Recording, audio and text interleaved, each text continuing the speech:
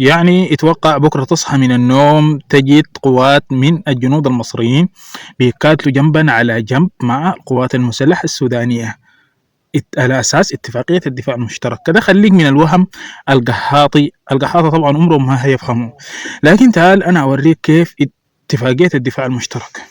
اتفاقية الدفاع المشترك دي ما جديدة أصلا، اتوقعت من عام 2021. في 2021 لما اتوقعت أيضا كانت في اتهامات. الاتهامات اللي كانت شنو؟ الاتهامات اللي كانت قالوا إنه الاتفاقية دي الأصل منها أول حاجة تآمر على أثيوبيا، لأنه أصلا نحو في قضية السد العالي. لكن طيب إذا كان قررنا ما معنى اتفاقية دفاع مشترك؟ يعني اتفاقية دفاع ليس هجوم ولا عدوان على دولة، لا بتتطلب هجوم ولا عدوان على دولة. دفاع يعني في حال واجه إحدى البلدين الخطر الخارجي، هنا بيكون في تدخل للدفاع وليس الهجوم. فكان يعني رواج عجيب وكبير جدا جدا لانه ده ضد اثيوبيا. طيب معناه اثيوبيا يعني دايره تبدا حرب مع السودان او مع مصر؟ هي لابد انه يكون في اتفاقيه دفاع مشتركه.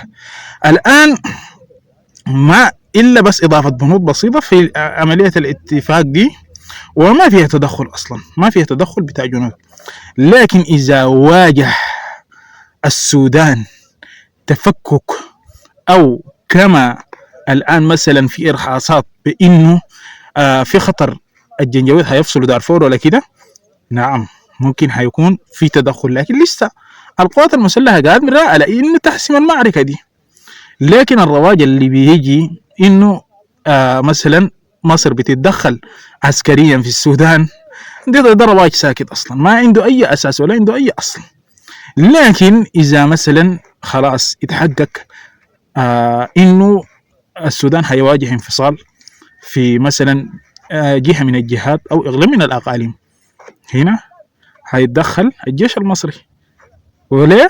برضو أيضا نفس الشيء إذا حصل في مصر هيتدخل الجيش السوداني. دي ما داير إلا 2 3.